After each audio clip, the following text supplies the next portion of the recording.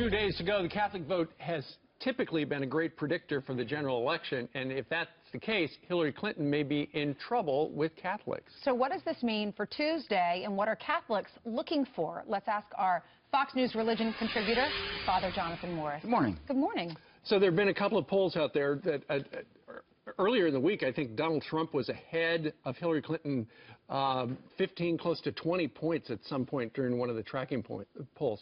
What is going on with Catholics and Donald Trump?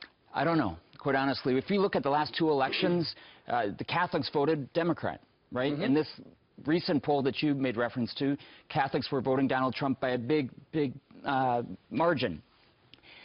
I think the big difference here is you have to, when you say Catholics are voting for these people, you have to ask the question, are you talking about church-going Catholics, practicing Catholics? They really polled just like evangelicals who are church-going.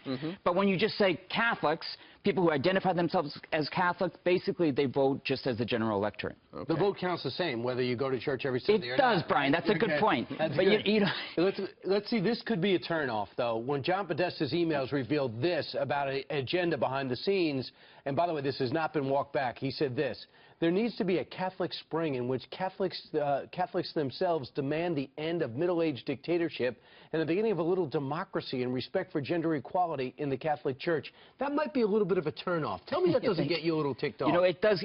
It does. It doesn't offend me because I don't know him. I think it's just ignorant, and I think it's bigotry, no doubt.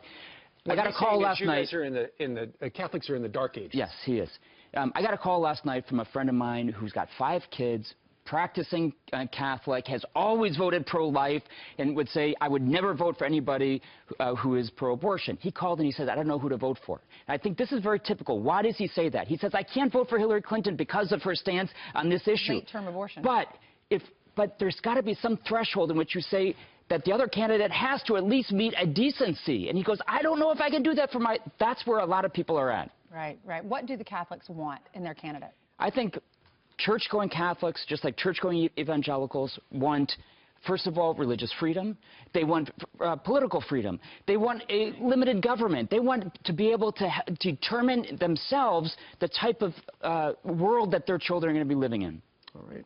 Father Jonathan Morris making a house call on this Sunday morning. Thank you. Happy Sunday. Thank you. And Happy it's almost Sunday. over.